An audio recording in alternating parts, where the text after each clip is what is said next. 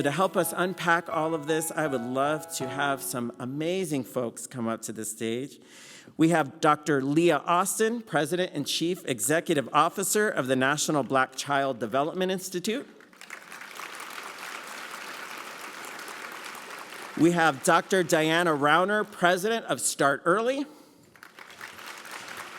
We have Abigail Stewart-Kahn, Acting Director at the Stanford Center on Early Childhood and fellow MSSW.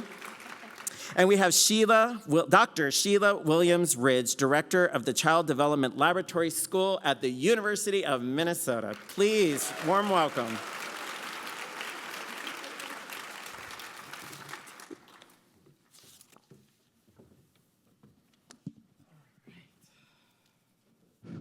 Hello, can you hear me? All right. And I will say at the end of our panel today, if you want to come up to the front, they'll be around for a few minutes to say hello, answer a few questions. So be thinking about what you might want to say. And I am so excited to have you all here today in St. Paul, Minnesota. What I'm going to ask each of you to do is just provide a brief intro of who you are and how you came to this early in nature connection. Would you mind if we start with you, Sheila?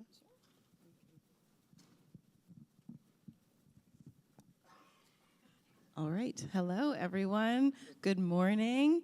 Ampetuwashte, if you speak Dakota out there. It is so great to be here with you this morning. I didn't have much of a commute like everyone else on this panel, but I'm really excited to be a part of the conference today. So my name is Sheila Williams Ridge. I use she, her pronouns, and I live in Roseville, just a few miles from St. Paul and connected to Minneapolis. I have 4 adult daughters, one getting married in the fall. I'm very excited. I think about it all the time. And they really shaped, my work here. I have been engaged in nature-based preschools for about 25 years. And before that, I worked with after-school programs, doing, if anyone remembers, old school back, Kids for Saving Earth back in the early 90s, and doing other programs throughout the Twin Cities, and sometimes also in my hometown of Las Vegas. I'm really engaged in community organizations like Monarch Joint Venture. I don't know if anyone is here from Monarch Joint Venture, but they do amazing conservation work around monarch butterflies. I work with Dodge Nature Center. I'm on the board there. Also, MNECO. I see the Minnesota Early Childhood Outdoors groups around here today. And I also have been really had the opportunity to be a part of the Children's Outdoor Bill of Rights work and bringing that work to children throughout the state of Minnesota. So I'm really excited to be here with you. My work really stems from an early childhood spent outdoors with my family. I grew up in Northern California and in Las Vegas. My family moved when I was in first grade, and I love the West Coast, every part of it.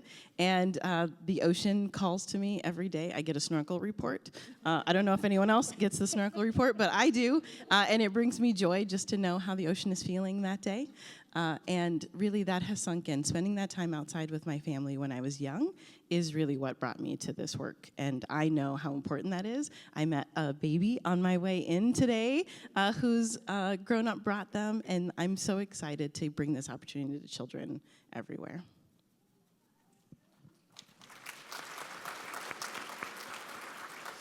Hi, everyone. I've already laughed and cried today, so I think we could kind of call it a wrap, and it would be really successful, and I just feel so hopeful. My 11-year-old is worried for me because this room is so big. He's both an excellent public speaker and a very nervous one, so I'm just taking you all in on his behalf because I'm doing this. Elliot, I'm doing it. So I'm Abigail. I'm a social worker. I imagine there are social workers out there. Yes! Okay. And I'm a social worker in San Francisco, so Northern California. We are very proud, and we are very misunderstood nationally. So come visit us. It's pretty great. I'm also the managing director of the Stanford Center on Early Childhood. I came to this work as a kid. I'm the middle child, happily the middle child, not the quiet middle child, of squeezed tightly in between an amazing older sister and an exceptional younger brother. And we spent evenings outside in our yard with the fireflies in New York, and we got dirty in the woods, and we got lost, and we got hurt, and we solved those problems. And that was my beginning.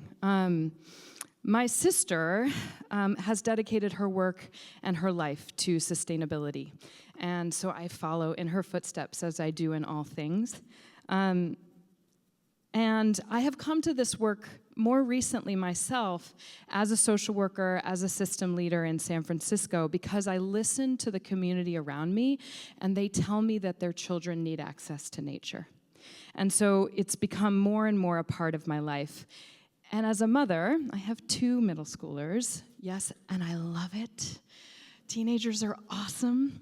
2-year-olds are awesome, also get a bad reputation. But I do know that by 8 o'clock on a Saturday morning, if I was not outside in nature with Nathaniel, my older one, now 14 and quite delicious still, both of us would lose our minds. And so I understand this as a parent, as a social worker, as a community leader, and that's how I think about this. My younger child struggled during the pandemic, as so many of us did. His particular kindergarten experience had learning difficulties and differences involved, and nobody was there to help him with that. Nature has helped him heal. Picture his little blonde self in the Sierra Nevadas for a 2-week sleepaway camp. So lucky, and his mental health restored. Thank you to nature. Through our RAPID project, so that's our work, some of our work at the Stanford Center in Early Childhood, and I'll talk more about it today, we regularly hear that time in nature helps families feel grounded, improves mental health, and strengthens bonds, even when systems are failing and people feel overwhelmed. At our center, we look for folks like you, solutions that are family-informed, equity-driven, and systems-ready. Nature-based learning, everything you all do fits squarely in that frame because it supports children, families, and the future of climate resilience.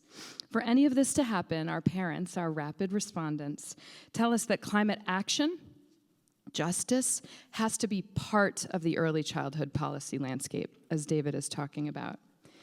It's part of the ecology of early childhood, not the nature ecology, or ecology of early childhood. And it's particularly important in uncertain times. I'm so excited to be with this panel. Thank you for having me, and I'll pass it on. Good morning. I'm Diana Rauner. I'm the president of Start Early, which is a national nonprofit based in Chicago that's focused on ensuring that every child has the opportunity to reach their full potential in school and life. We focus on prenatal through age 5, early education programs, family support programs, and public policy to really address the most vulnerable in our society. For me, nature, I don't even know. I started my life just knowing that I needed to be outdoors and walking and being outside, and it is the foundation of my family. My husband and I are always happiest on a trail, not talking, just walking, as we say. But I think my connection to children and nature really came from being a parent. We have 6 children, and gardening was always part of my existence. But when I had children and gardened with them is when really the joy of seeing what playing in the dirt does for young children, and seeing the life cycle of plants and being part of that means in terms of their education, their grounding, and yes, their nutrition. When they were young, I would say, okay, go to the garden and pick your 10 vegetables and have them for dinner. This is time for your vegetables. And I had the privilege on the best Mother's Day gift of all was my 27-year-old daughter asking if I would help her plant her garden on her balcony in Brooklyn this weekend. So it all comes full circle. I think I've also had the privilege of serving as the co-chair of the Early Years Climate Action Task Force, and we'll have some time to talk about that today. But what I'm really so excited to be here to talk with you, because I think the connection to early childhood and the outdoors is so obvious to those of us that are in this space. But I think very often when people think about about education, nature education, they start thinking about kindergarten and 3rd grade and middle school, and really the opportunities begin really at the very beginning, and especially for parents and children who don't have easy access to the outdoors and are living in food deserts and urban deserts. The opportunity to be able to bring nature to them is so very important.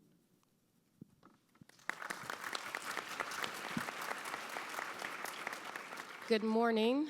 I am Leah Austin. I am the president and CEO of the National Black Child Development Institute, which has a long name, so my 11-year-old has summarized my job as I'm the president of the Black children.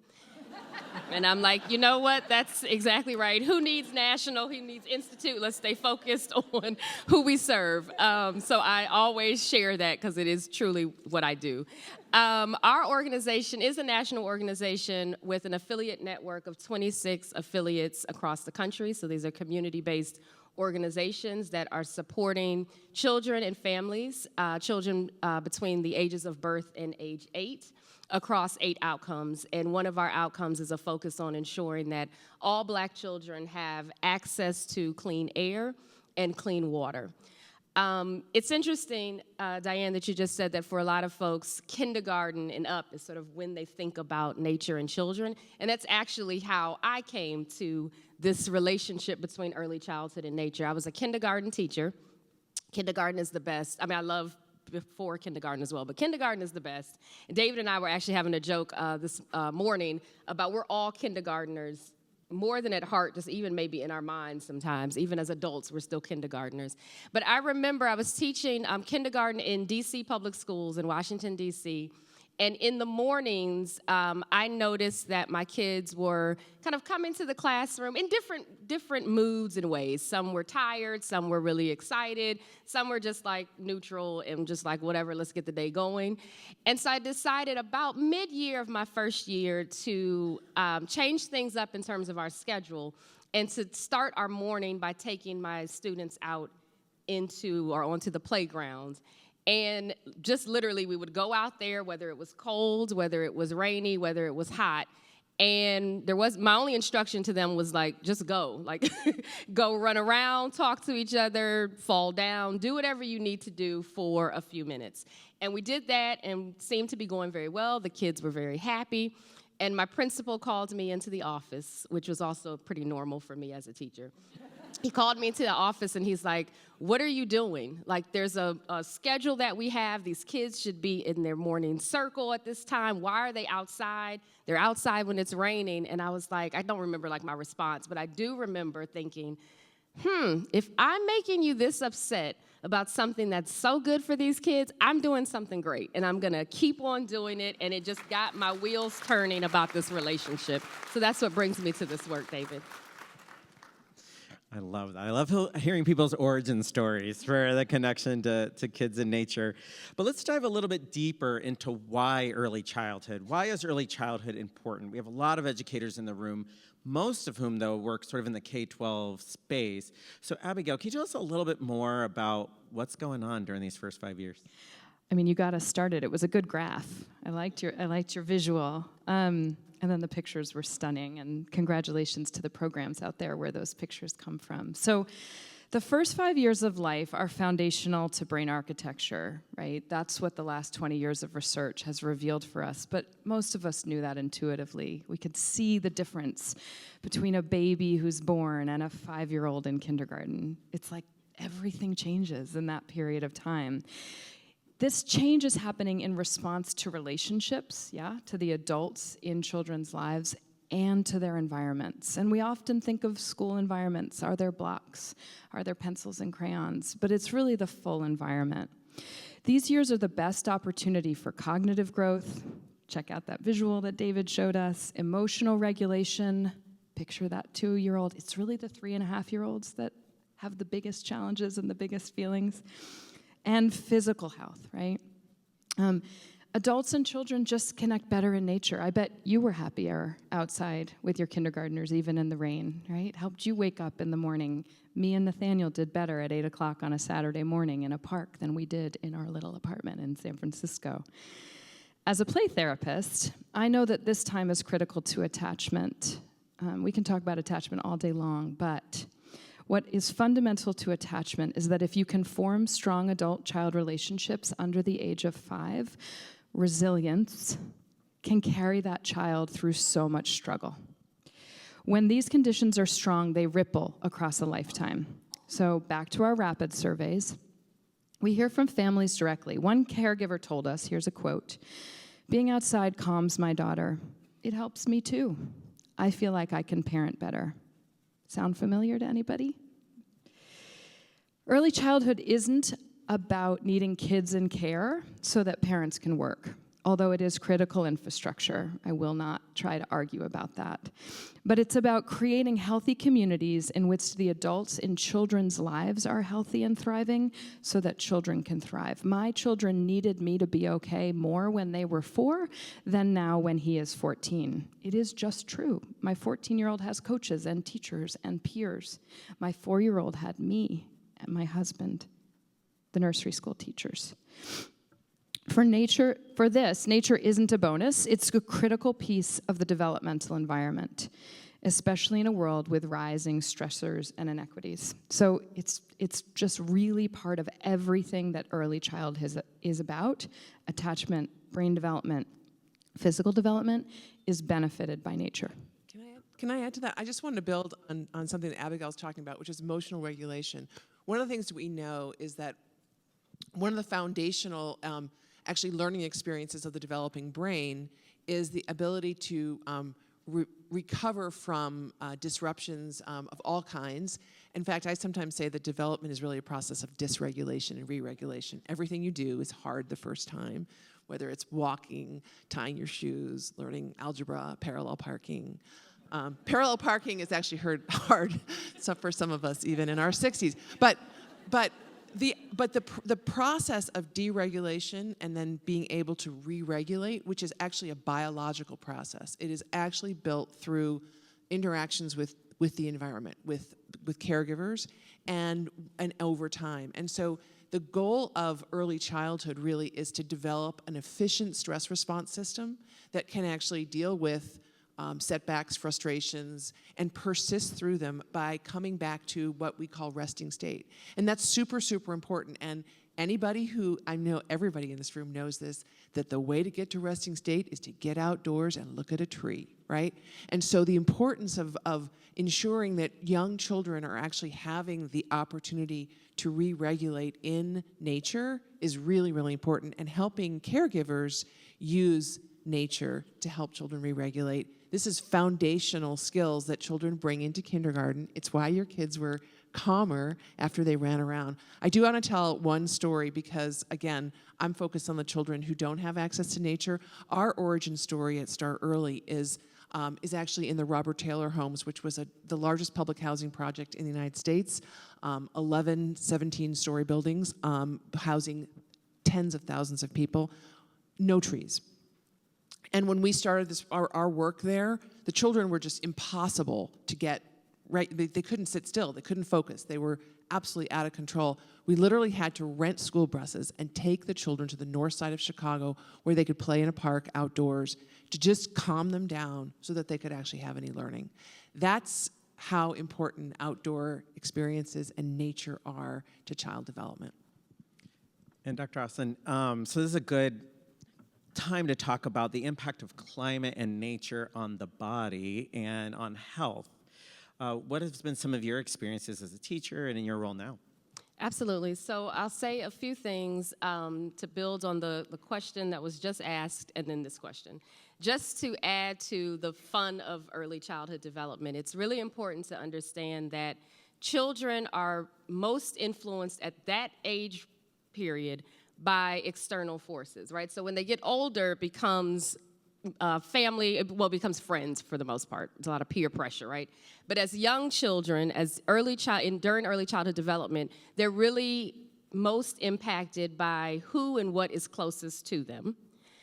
This is an interesting time. I find this fact really interesting because this is a time in their lives where they're really beginning to understand how the world is structured and their position in it. A lot of times we believe or we try to pretend and think that because they're young, they don't really understand the world, when in fact, they are understanding. By 7 and 8, they actually understand that there are variations amongst human beings and they begin to understand that there are values attached to those variations. So I say that just to say that it's really important as we think about any approaches that we would take to access to nature or climate education, that we take them with an understanding that young children are beginning to understand and experience intersectionality even as young as 3 and 4, but really understanding positioning and value as young as 7 and 8.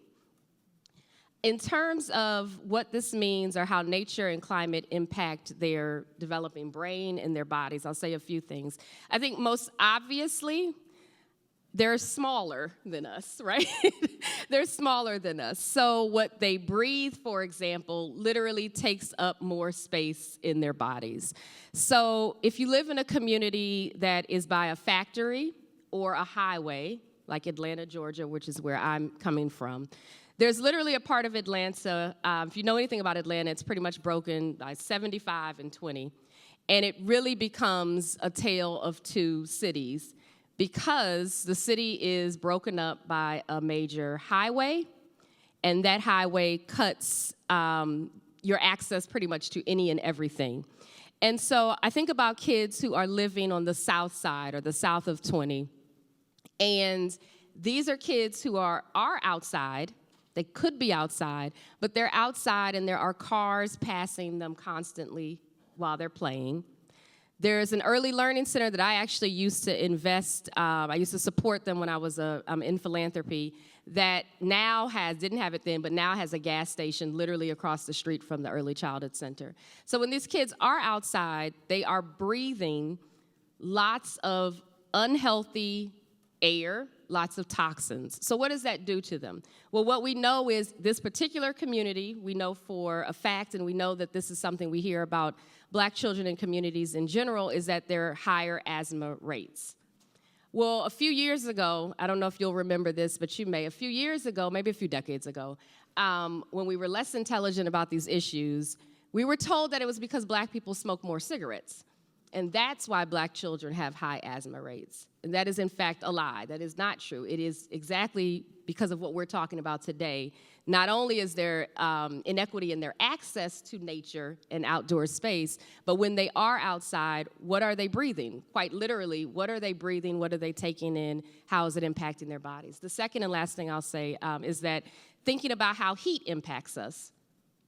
When we're hot, what often happens to us? I know for myself, and again, I live in Atlanta, so I'm hot often.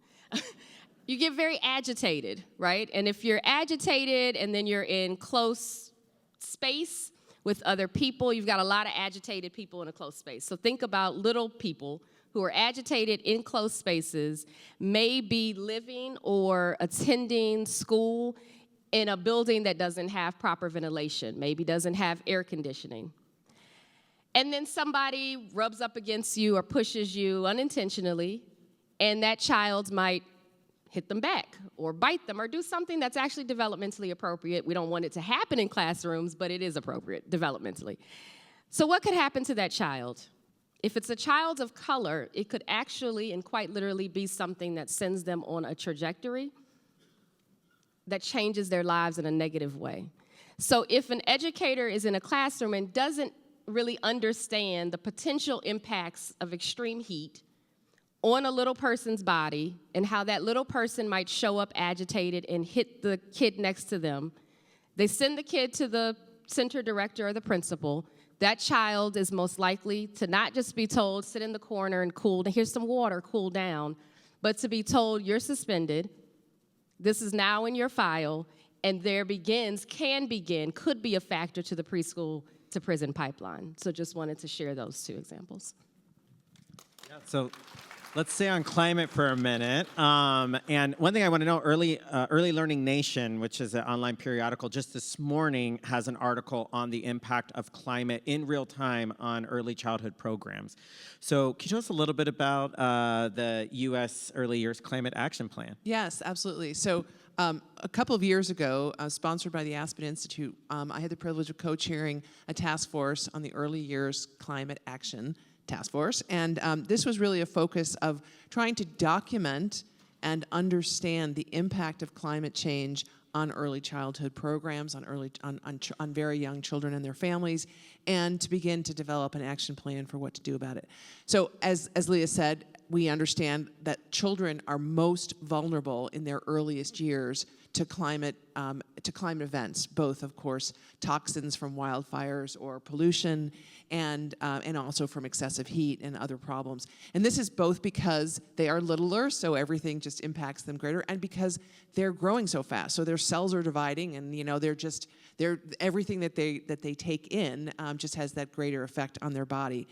What I think was so interesting to us, as we heard from many, many different experts, we heard from people who are on the front line, we heard from scientists, and released a set of recommendations about a year and a half ago on where we thought there were some important intersections. I really want to stress that for me, as an early childhood person, this was not about giving the early childhood field one more thing to worry about. We have a lot to worry about in early childhood. It's the most underfunded and underappreciated sector, and we all know, I hope you all will agree how important it is. It was really, for me, having the environmental and climate movement understand the context of early childhood, which is vastly different from the context of K-12. And again, the first thing we heard about when we were talking about early childhood was the electrification of school buses. God bless, that's great. It has nothing to do with children and families birth to 5. And so, unfortunately, the sector really is just not very well understood. It's fragmented, it is a public-private sector, it's a sector with a lot of independent mom and pop's cottage industry. And so where children are during their time in those first 5 years is vastly different than what you see in the K-12 sector. What I think was most, I would say honestly, surprising to me was the amount of information we heard about children's mental health and parents' mental health regarding climate. I guess I'm not telling anyone anything they don't know. We're all super anxious about what's happening right in front of us in terms of the transformations that we see daily. But what I don't think we have completely figured out is what this impact is having on children. Teachers told us about, the massive rainstorms in Texas, and children who started to cry when they would see rain because they were frightened, because they remembered what those flooding experiences have been like. They talked about having to close the shade so that children would be seeing rain outside.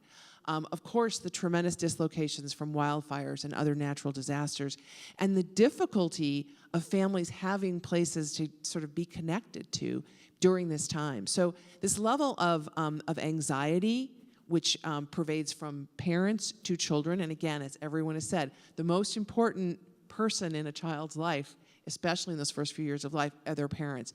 Parents' mental health is directly connected to children's mental health and children's healthy development. And so we know that this aspect of just the anxiety around climate is really, really important. So climate and all sorts of challenges out there, but there's some really cool things happening in early childhood right now. And Sheila, I hear you have a little experience with nature-based programs. Can you tell us a little bit about what that looks like? Yes, so I'm really excited because this is the time that I get to talk about working with children, which brings me joy. I hope it brings you joy. I work at the Child Development Laboratory School. We are celebrating 100 years this year of educating young children. Thank you. And at the same time that we educate young children, we are also educating university students who are either learning to be early childhood educators, learning to be social workers sometimes, learning to be pediatricians, or also who are going into policy. Peggy Flanagan, who was here earlier, is a graduate of the Institute of Child Development where I work, and we are, so proud of so many of the people that bring that into the world. We also, host researchers and people who are getting their license to teach in Minnesota. It's birth to 3rd grade, so we have that 0 to 8 span in the work that we do, and our teachers end up in all sorts of places in early childhood family education, which Minnesota is so lucky to have wonderful early early childhood family education programs, and many of them are really embracing taking children out into nature. There is a speaker later, maybe it's tomorrow, who does that in Stillwater, Minnesota, Jenny Hanlon, and it's so wonderful to see her outside with the babies, and the experiences that you shared just really reminded me of all of those really important moments that are with children, but most importantly, it's along with their parents, and so they're bringing them along in every single moment. I also have the joy to work with Minneapolis Nature Preschool, and they are located on the north side of Minneapolis. We rent out a public school classroom, so it's a little bit unconventional, but it's located on an amazing park, and the children spend almost their whole day outside. And so this is happening right in the city. There are so many programs that we get together through our Minnesota Early Childhood Outdoors Coalition locally. There are regional groups that get together to talk about how to support teachers and how to be together in nature. And then the Natural Start Alliance, that is through the North American Association for Environmental Ed, also has a map available. So if you're thinking about what good programming is happening in early childhood in my area, you can look at the Natural Start Alliance map and see what's happening right there. So there is something in almost every city. I grew up in Las Vegas. There's none there yet, but it's going to happen. I know it is. I know it's going to happen. We see, spiritual and church-based programs bringing in more nature into their programs. The Minnesota Department of Education, which is now Department of Children, Youth, and Families, put together a guide, and we really talk about and highlight some of the programs throughout the state of Minnesota who are doing this in different contexts, because you can do it anywhere. You can do it in rural areas. My program is located right near downtown Minneapolis, not too far from the map that Shelley Buck shared. I saw the university, our steam plant, right near, just across the bridge from there. And we have about 200 children in our building. It's a very urban location, but you're all welcome to come by for a tour. We do really still have an opportunity to connect children with nature. We know that, like this conference says, nature can happen everywhere. And we really believe that in the programming that we do. So whether you're in a city, in an urban area, in a suburban area, or in rural areas, we have seen really amazing. I wanted to show lots of pictures, but I hope that you will go to the Natural Start website. Has a lot of amazing connections that you can see in programs near you, and it can happen like Peggy Flanagan shared. It can be challenging, right, to do some of these things in weather that is more, difficult, below zero in Minnesota or above, 110 in the desert. But we know that this work can happen. People have been thriving in these areas for thousands of years. And if we take time to listen to both the people and who have lived on the land and the land itself, we can make those connections and support children in those spaces. The spaces that are a little bit more challenging are those urban areas where we have really purposefully, not we in this room, but other people have set it up so that children are in spaces, like you talked about, that are not healthy for development. And it is the work that we're doing here. And so I'm so proud to be in this work with all of you, because we know that this can happen and bring really wonderful outcomes that you talked about to children. So I did want to I wanted to follow up on my story about the Robert Taylor homes. When the public housing project was torn down, we built a school across the street called the Educare School. It's a prenatal, or really birth to 5 school that is an exemplary early childhood program blending Head Start, state pre-K, and child care dollars for full year, full day education. And we built a garden in a food desert where many of our families do not have access to fresh produce. And that garden has been the heart and the lifeblood of this school. During COVID, when we had to shut down, the children were very worried about the garden. They said, "Is the garden sick?" And so our school director actually did lots of programming in the garden to make sure that they knew that the garden was still well and we were still able to harvest the produce and leave it for the families. One of the things that has been so exciting about this program is that we have had the opportunity to encourage healthy eating, not just for children who run around and pretend that they're bunnies and eat kale and all sorts of other exciting things that most grown-ups won't eat, but also to have cooking classes and opportunities for families to understand how to use the produce from the garden. One really exciting and lovely opportunity has also been to connect children and families with traditional African and because our school is pretty much 100% African Americans, to present children and families with traditional foods that their ancestors might have grown. We have an okra project, which is really, really exciting, and others, and see other seeds that are native seeds that they would not necessarily find in their grocery stores, but also it's an opportunity to reconnect with their culture. So there's all sorts of great things that can happen in an urban garden. Great, and I'm gonna kind of combine a couple questions here since we're getting low on time. I can't believe how fast this goes. But what is there's so many challenges right now in the country, in case you haven't heard, including, as you were saying earlier, even just basic funding for early childhood. How can we get this concept of outdoor nature-based early care and education woven into public policy?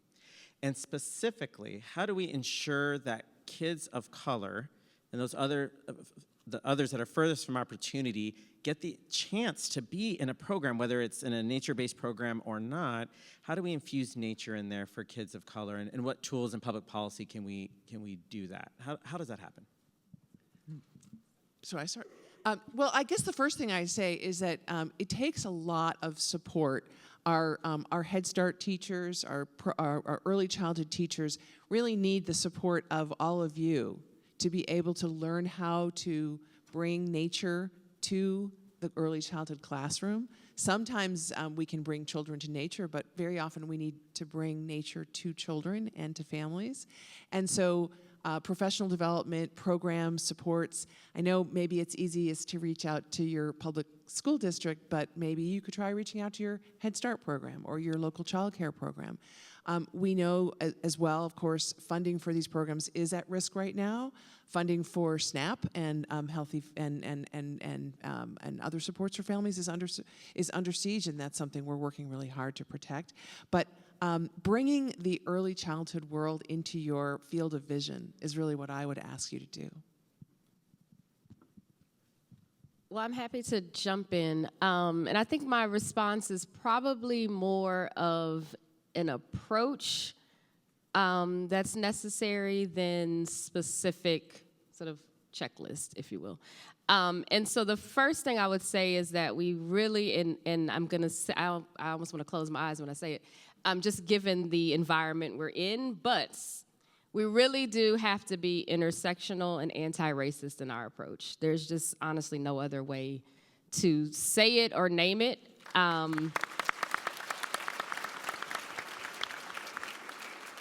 I think something else I would say is that engaging health professionals, I'm trying to give an approach but also give some specific ideas or solutions. I think it's really important that we continue to improve how we engage health professionals and how these professionals really understand the role of nature and young children's development. I loved the example, I think, David, you may have mentioned it this morning about the nature prescriptions, and I wrote that down like, that's beautiful. Like, that's just such a brilliant, a brilliant strategy. The other thing I would say, and it's also another example that has been noted here, is the engagement with city planners and local government officials. And again, really making sure that we're clear that, and I think this is the hard pill to swallow, that things like land, where highways are built, are not they're not decisions that were made without people understanding, right? What they are decisions that are made, quite frankly, without people caring. And so I think we've got to really think about how is that part of our approach? How do we have the strategic, people love the word strategic conversation, self-included, strategic conversations across political lines, across all of the lines and differences that actually make us really interesting and exciting. How do we do that and center care and love for each other and for humanity? Because that's, quite frankly, what this is all sort of boiling down to.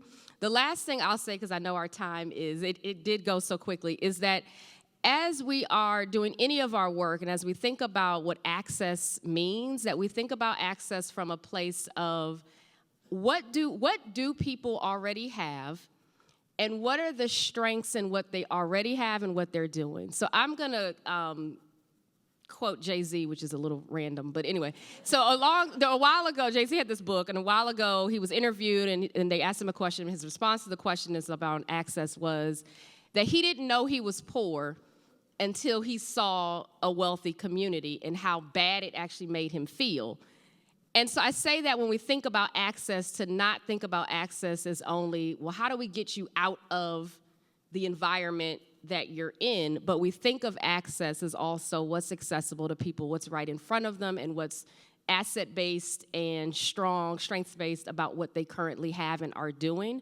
I have a whole list of examples of ways in which Black and brown and indigenous communities are always in relationship with nature and always in relationship with their environments. A perfect example I will give you is that I remember my grandmother and then my mother, and now I say it to my own son, saying things like, turn off the lights if you're not in the room, conserve energy, right?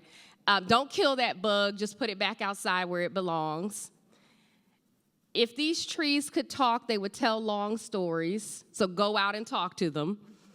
And my favorite is probably, go outside, or let's go outside so I can calm my nerves, which speaks to what we said about mental health and mental well-being. But my real sort of last word would be that we've got to think about access as how does it affirm where people are, not just extract, affirm where people are and expand what they can be and who they can be.